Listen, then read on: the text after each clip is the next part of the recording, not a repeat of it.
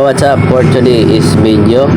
Bago ka lang sa aking FB Reels, huwag niyong kalimutan mag-like, comment, and share para update kayo sa mga video na aking upload vlog mga lodi.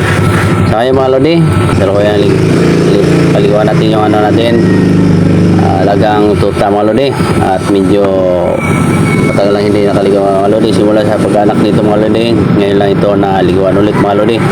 First time maliguan natin tong alaga ko mga lodi na si Batas ang kanyang pangalan mga lodi, Batas. At ito mga lodi, may lag pa siya mga lodi,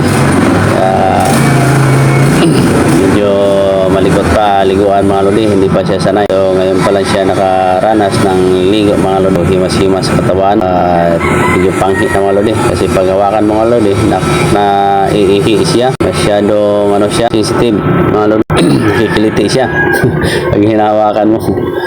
Kaya ngayon sanayin natin para paglaki nito mga lodi masanay na. At saka nilagyan ko ng kanina mga lodi para hindi siya ilag pag tinatalian mga lodi. Tapos na muna yung ano niya mga lodi, yung tali mga lodi sa ano, yung hindi siya pakawalan, tawag na to, ilansad mga lodi.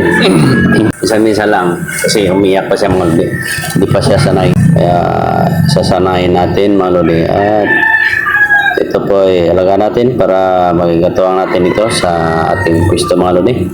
May mga taong masasama o masasamang balak mga lodi o dumadaan na hindi kailala, so nandyan siya mga lodi, baka ibigay ng impormasyon sa atin mga lodi, kahit taol man lang mga lodi.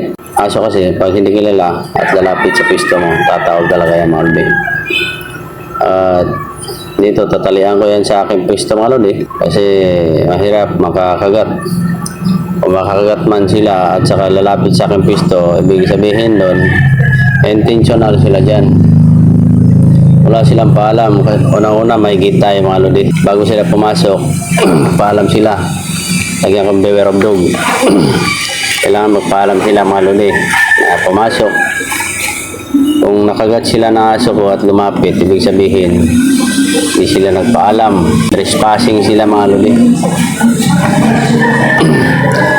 Paglaban tayo dyan sa mga aligasyon ng mga dahilan nila, kasi may mga interest dito sa aking pwesto mga lodi, lalo mga outsider. May interest dito, malaki interest sila dito mga lodi sa aking pwesto.